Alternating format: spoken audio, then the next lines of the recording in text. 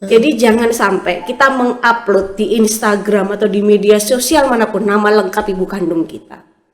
Kayak gitu, itu harus dihindari banget. Jadi apa yang ada di KTP, semua yang ada di KTP itu adalah data pribadi yang nggak boleh orang lain tahu.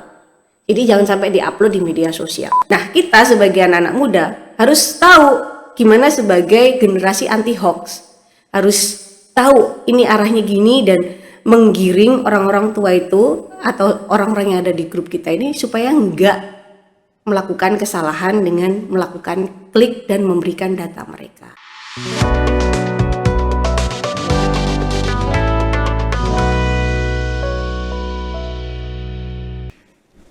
Assalamualaikum warahmatullahi wabarakatuh. Selamat datang di channel YouTube Kaum Podcast IBC, Islamic Berkarakter dan Cerdas. Bertemu lagi dengan saya Naula Fatihatul Ulia. Tentunya di sini saya tidak sendiri karena saya sudah ditemani oleh Bunda Nurlia Nikmatul Rohmah MKOMI. Selamat datang Bunda di Kaum Podcast. Selamat datang juga Ola. Gimana hari ini? Alhamdulillah baik. Bunda sendiri gimana? Ya seperti terlihat ya, mencoba untuk tetap sehat Ola. Alhamdulillah ya Bunda. Meskipun cuaca lagi dingin kayak gini ya, semoga kita selalu sehat Bunda. Amin amin amin semuanya juga. Nah, Bunda Nurlia ini adalah dosen KPI Umat. Selain itu juga menjadi Jawara Internet NTB ya Bunda ya? Jawara Internet Sehat. Oh iya, Jawara Internet Sehat gitu ini.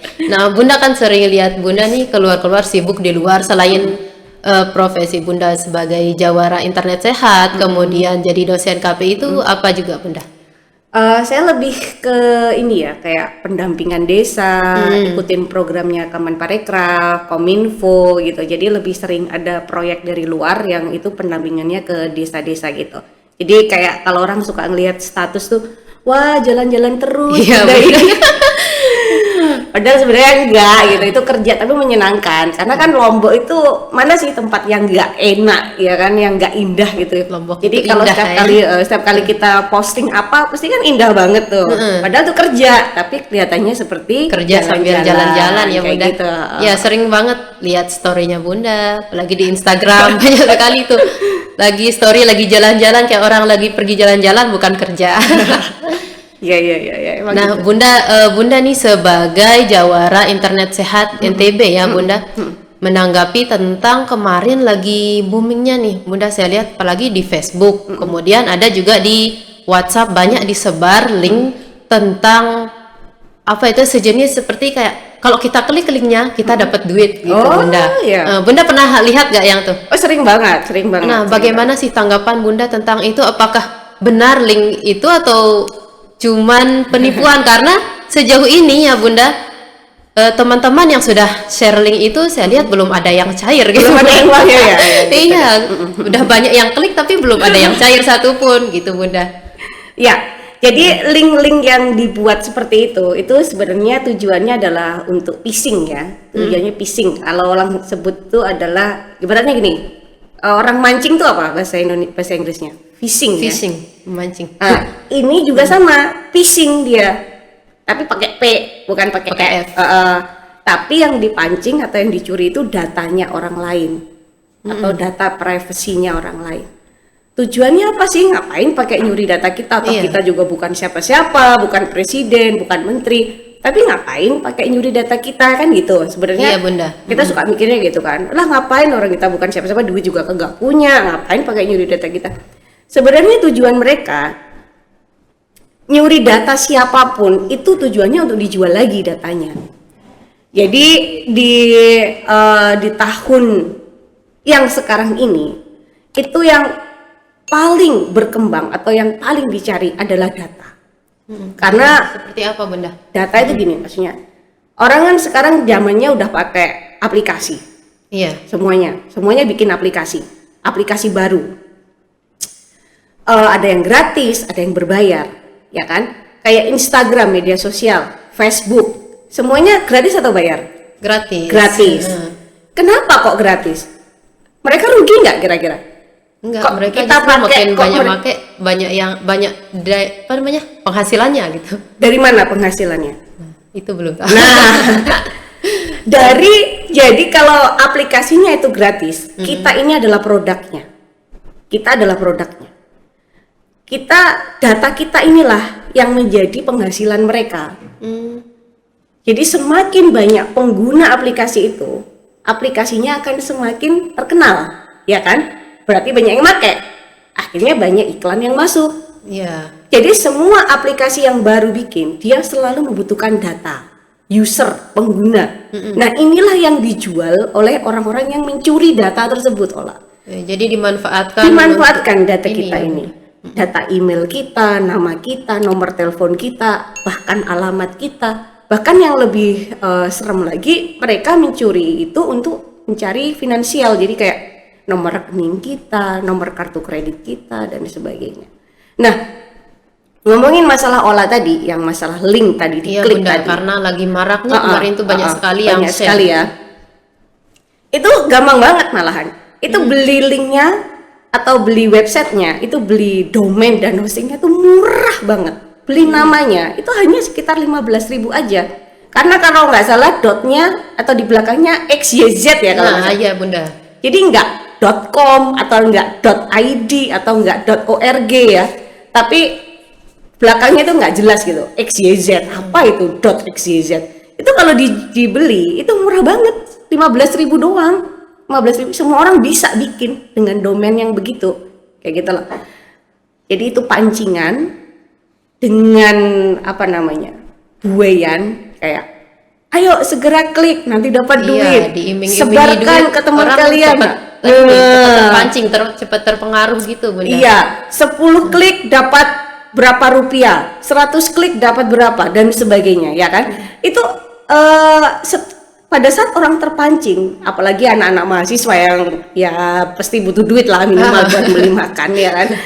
Diklik, klik, sekali ke klik, data email kita masuk.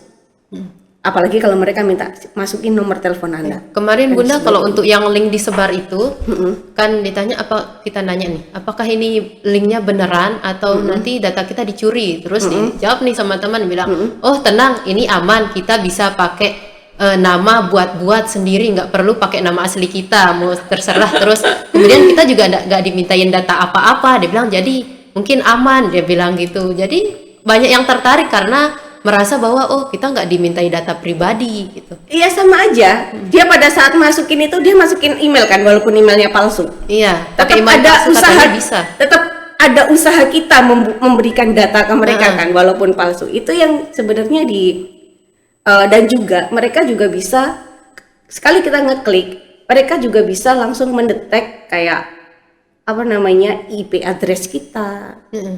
Jadi Berarti sudah terbaca iya, langsung ya, sudah terbaca meskipun kita langsung. pakai Kayak handphone kita ini mereknya apa, masuk dari login dari daerah mana.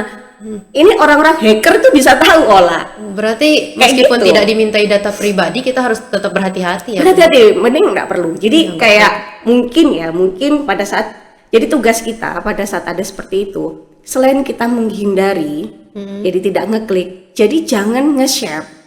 Karena siapa tahu pada saat kita nge-share ke orang lain, orangnya belum tahu hal ini, dia kena tipunya, ikut kita yang ikut dosa gitu loh. Ya jadi mending selain kita menghindari untuk tidak ngeklik, juga tidak nge-share lagi. Apalagi kalau kita sudah klik linknya itu Bunda, pasti nanti ada arahan atau ini apa namanya, disuruh kita untuk nge-share lagi Ya itu, memang tujuannya begitu. Tujuannya phishing adalah itu. biar bisa Selalu disebarluaskan. Sebarluaskan. Kayak gitu. Nah, terus jenis-jenis data pribadi yang diambil itu seperti apa saja? Kalau data pribadi ya, ya secara yang wajar ya nama, kemudian nomor telepon, alamat email. Ini yang wajar banget. Kalau udah yang lebih mengarah, yang lebih ke finansial, misalnya nomor rekening, nomor kartu kreditnya, ya. Kemudian nama ibu kandung. Nama ibu kandung ini penting banget. Jangan sampai kita kasih nama ibu kandung kita ke siapapun. Karena setiap kita bikin rekening bank, pasti selalu ditanya nama ibu kandung. Itu sebagai password. Jadi jangan sampai kita mengupload di Instagram atau di media sosial manapun nama lengkap ibu kandung kita. Kayak gitu. Itu harus dihindari banget. Jadi apa yang ada di KTP, semua yang ada di KTP itu adalah data pribadi yang nggak boleh orang lain tahu. Jadi jangan sampai diupload di media sosial. Karena kalau misalnya data KTP aja udah ke-share gitu, itu kemudian dia mencari tahu, digging lagi ya, atau udah tahu nomor teleponnya lagi, kemudian dia pura-pura seolah saya ingin mengecek sebuah data nomor Anda, rekening sudah ada yang ngeblokir, saya ingin memastikan data Anda benar, misalnya gitu. Silahkan sebutkan data ini, sebutkan nama ibu kandungan, selesai. Misalnya kayak gitu. Jadi mending nggak usah. Kalau ada yang nelpon, dia nomor asing, kemudian dia ingin memverifikasi atau apapun, wes mending nggak usah ditanggepin. Oh iya Bunda, pernah juga terjadi sama temen ini Bunda, ada yang tiba-tiba nelpon, terus ditanya, oh dengan Mbak ini udah ditahu namanya gitu, terus oh iya benar, terus nomor nicknya ini kan, tapi dia yang sendiri yang sebut gitu Bunda, terus nomor rekeningnya ini kami dari bank ini, dia bilang oh iya benar, padahal cuman mengatakan bahwa datanya memang benar gitu tanpa dia menyebutkan. Pas dia cek ATM-nya ternyata saldonya diambil 200.000 gitu Bunda. Nah kayak gitu ya, kayak gitu tujuannya, makanya itu kayak gitu aja udah bisa keambil gitu. Padahal nggak sebut data apapun, dia sudah sebut sendiri Bunda, tapi kok bisa gitu? Karena dia sengaja dapatnya dari mana? Nah itulah makanya kita harus hati-hati banget. Kalau memang ada yang begitu langsung aja kita, ada kan beberapa aplikasi yang kayak dia pendeteksi telepon dari luar yang nggak kita kenal, apa sih? Banyak ya, kalau di iPhone tuh dia langsung sih bisa caller ID-nya, True Caller ID ya, True Caller kita bisa download. Jadi kalau ada telepon masuk dari orang asing atau apa tuh dia nggak akan bunyi, tapi nanti pada saat selesai akan ada notification. Jadi kita nggak akan terpancing untuk ngangkat telepon kayak gitu. Jadi mending kayak gitu aja, itu untuk pencegahan sih. Untuk menghindari ya. Karena ada juga kayak penipuan itu, dia kalau kita udah dengerin suaranya, kita langsung ke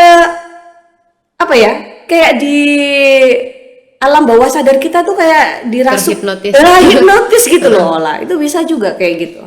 Orang-orang tuh pintar-pintar banget caranya. Ya, sekarang dari jarak jauh dia sudah bisa nipu kita. Bisa. Kayak gitu. Terus Bunda berbicara tentang phishing tadi tuh Bunda, phishing yang terjadi saat ini tuh contohnya tuh apa saja gitu selain melalui link gitu, agar kita bisa menghindari ini. Tapi banyak kan phishing itu lewat link sih, kayak SMS yang setiap hari selalu kita dapatkan. Sering sekali saya dapatkan dari BPJS, kayak dari kartu prakerja, kayak dari Shopee. Kemudian McD ya kan, dapatkan bonus McD atau apa, itu banyak banget. Terus kayak hadiahnya ratusan juta. Hadiahnya ratusan juta dari Adidas kayak atau apa. Nah intinya gini, cara mengetahui ini email yang palsu bukan website yang asli atau yang palsu adalah kita cek dulu ada HTTPS dan HTTP kan, biasanya gitu HTTP. Nah itu ada S-nya atau enggak, karena S di situ artinya adalah security. Berarti itu bedanya antara HTTP dengan HTTPS. Tapi bisa jadi tetap ada yang palsu juga ada, HTTPS kadang juga ada. Tapi kita ada lagi alamat belakangnya. Alamat belakangnya ruwet atau enggak, amburadul atau enggak. Kalau amburadul wes jelas itu email palsu, website yang palsu.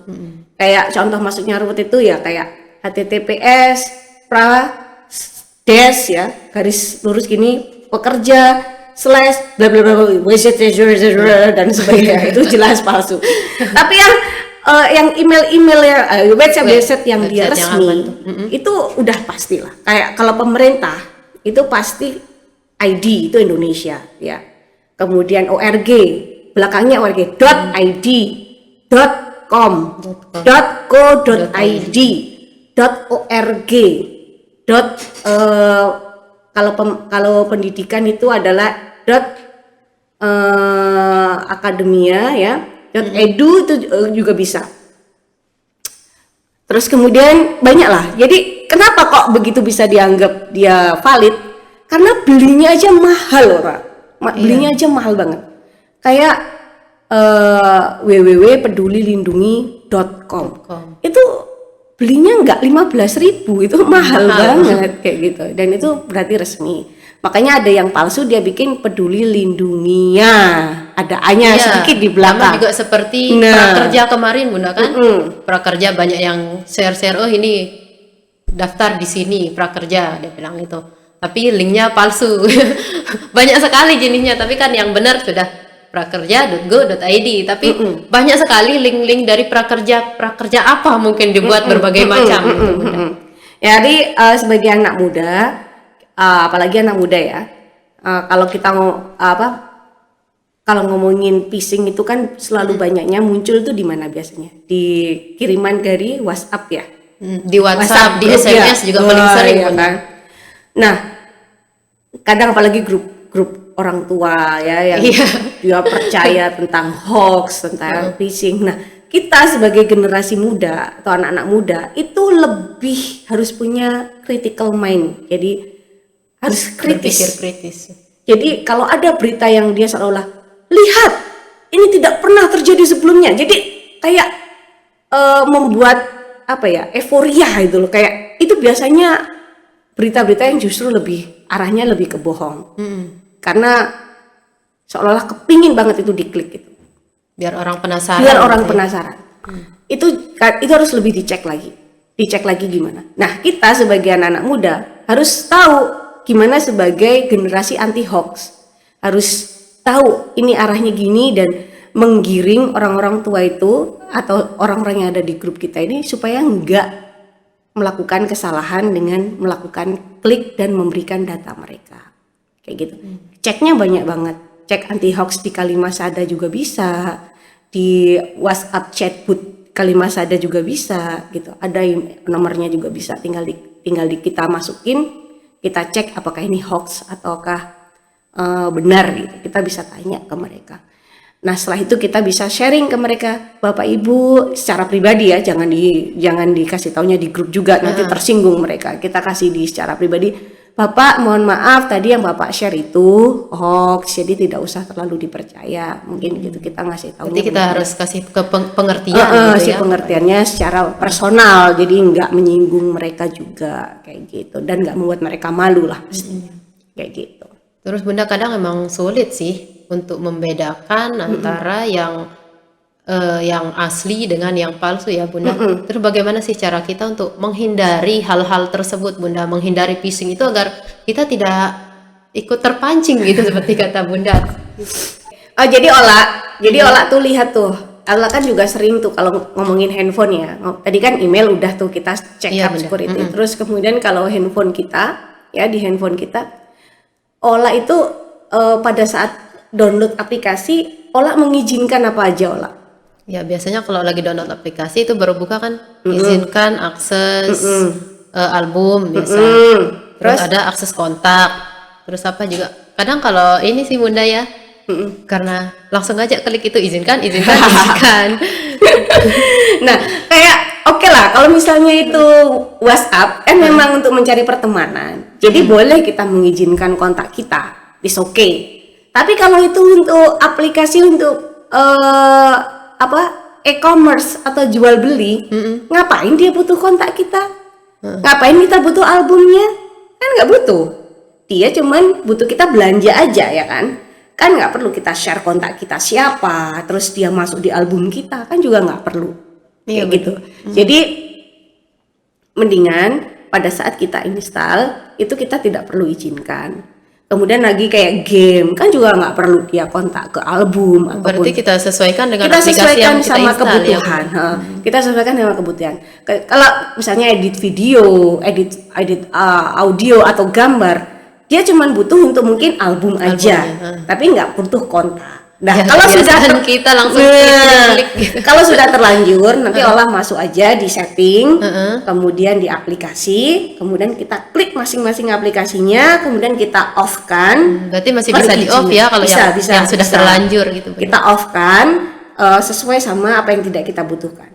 Kayak lokasi, mending kita setting lokasi itu tidak setiap saat dia bisa mengecek lokasi kita. Selain hemat baterai, juga dia nggak.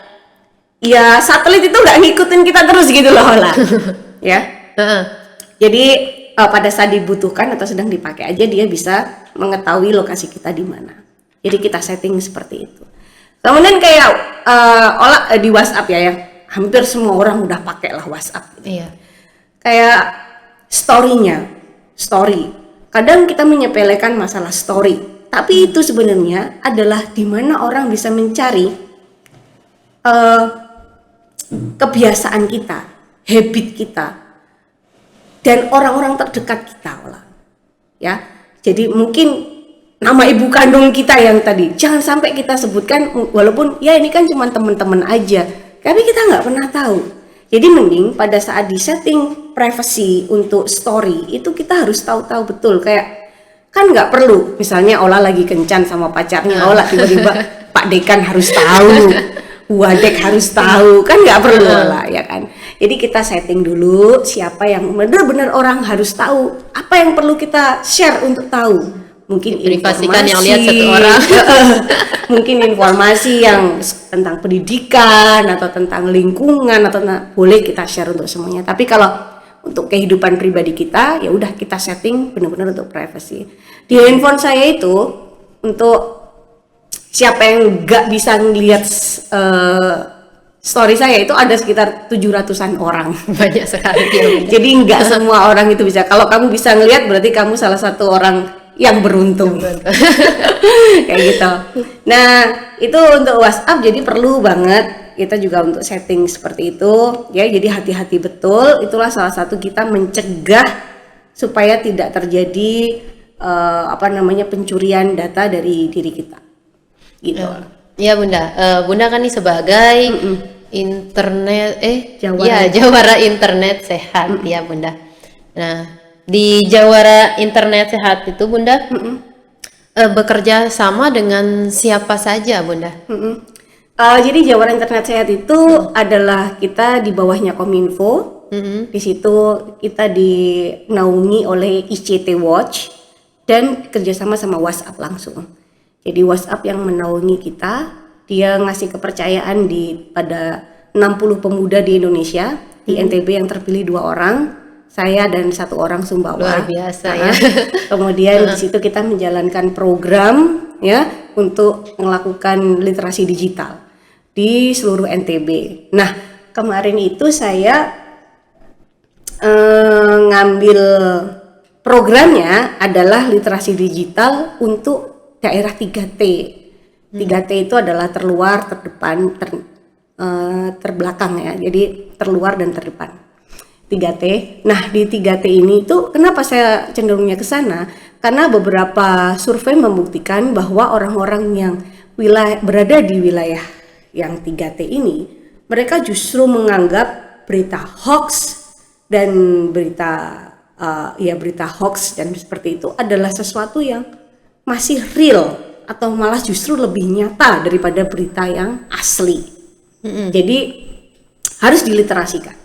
Makanya pergi ke sana, kemarin itu perginya langsung ke Lombok Utara, ya, kemudian saya pergi ke Sugian, Lombok Timur, kemudian ke Desa Pemburu Hiu. Desa Pemburu Hiu, udah pernah ke sana Belum pernah, di Lombok Timur. Saya di Lombok aja nggak pernah Bunda. Kemudian pergi ke Tunak Merta ya, yang apalagi wilayah di MotoGP Mandalika. Kemudian saya pergi ke Sumbawa, ke Lunyuk. Sumbawa itu langsung ke Lunyuk, kemudian ke Wawo Bima sama Ibu Wakil Rektor kemarin, Ibu Wakil Rektor 3 gitu pergi ke sana, dan itu luar biasa antusiasme warga-warga itu untuk mencari informasi lagi, untuk belajar lagi, untuk sharing lagi, dan itu luar biasa banget. Nah, yang saya ada 3 hal yang perlu diliterasikan, yaitu adalah yang pertama untuk orang tua sendiri. Jadi perihal hoax tadi untuk pencurian data dan sebagainya, itu perlu diinformasikan gimana mendeteksi website asli dan website palsu dan sebagainya. Kemudian untuk anak muda ya, supaya dia bisa menjadi generasi anti hoax, supaya dia tidak terpengaruh dan justru memanfaatkan handphonenya atau teknologinya untuk sesuatu yang lebih bermanfaat dan lebih kreatif daripada dia masih muda tapi dia malah jadi hacker misalnya, atau dia sebagai orang yang dia manfaatin tapi yang negatif. Nah, harusnya dia sebagai konten kreator malah yang bisa lebih kreatif untuk menciptakan hal-hal seperti lebih bermanfaat. Kemudian apalagi sekarang yang ketiga adalah untuk anak-anak, literasi digital untuk anak-anak kecil sekarang. Adiknya Ola ada nggak punya, atau ponaan Ola usia berapa udah pegang handphone? Kalau adik sih udah kelas 4 tapi belum dikasih handphone. Belum Tapi dikasih handphone. banyak dari tetangga-tetangga kita lihat yang udah main handphone masih baru kelas 3 SD udah main handphone gitu udah. Bahkan ada yang masih balita udah pegang handphone, ya nggak Ola? Ya biar anaknya nggak nangis Nah, ya biar nggak dikasih nangis. handphone. Nah, ini perlu diliterasi digital kan, bahwa YouTube itu bisa jadi edukasi, bisa jadi momok kalau kita tidak tahu cara men-settingnya. Jadi kalau tahu handphone kita sering dipakai oleh anak kita harus setting dulu. Restricted mode-nya harus di-on kan. Jadi kayak tautan link atau referensi link YouTube yang dia berbau dewasa itu tidak bisa muncul di halaman feed di YouTube itu. Di YouTube itu. Jadi Biasa sebagai kan referensi. sering muncul Nah, gitu. kadang walaupun kita nggak mencari kata kunci, tapi iklannya aja udah dewasa banget. Kemudian yang muncul sekilas itu juga udah dewasa banget. Itu kadang kalau kita klik, YouTube akan mengira bahwa Ya. suka Kalau sama udah itu. diklik sekali bakalan muncul terus ya Bunda. Akhirnya kelihatan seperti itu habit atau kebiasaan. Akhirnya mereferensikan lagi. Itu bahaya banget. Jadi kalau itu memang sengaja handphonenya sering dipakai anak kita buatkan email khusus untuk anak kecil atau khusus untuk bisa ditonton itu, YouTube-nya ditontonnya itu untuk anak-anak dan hanya bisa ditonton untuk anak kecil, atau download aja YouTube Kids, lebih aman. Tapi kadang anak-anak itu Berarti suka bisa kita atur ya Bunda. tapi kadang anak-anak itu cerdas banget kan. Kadang loh, kok YouTube-nya Bunda beda sama YouTube-nya Adek? Nggak maunya pakai YouTube yang ini aja. Nah, itu yang kadang bahaya banget gitu. Dia nggak mau pakai YouTube Kids karena mungkin bosen kan. Tampilannya beda juga kan Bunda. Tampilannya beda. Dia tetap kepingin YouTube yang logonya begitu. Nah, makanya solusinya adalah kita harus setting di restrict mode-nya harus kita off kan. Jadi supaya tidak ada referensi-referensi yang berbau dewasa masuk di situ. Biar nggak ditonton sama anak-anaknya. Kayak gitu ya. Itu penting banget. Ya, terakhir Bunda nih, mungkin ada pesan yang ingin Bunda sampaikan kepada masyarakat atau pemuda nih, terutama yang menggunakan sebagai pengguna digital. Ya, jadi pesan saya, kejahatan itu akan terjadi kalau kita ada kesempatan. Ya, kejahatan terjadi bisa kalau ada kesempatan. Jadi orang yang mencari keuntungan itu di mana-mana. Ya, mencari keuntungan di mana? Kitalah yang bisa mencegahnya sendiri, itu bisa terjadi atau tidak. Jadi aware banget, belajar itu penting, cari tahu itu penting.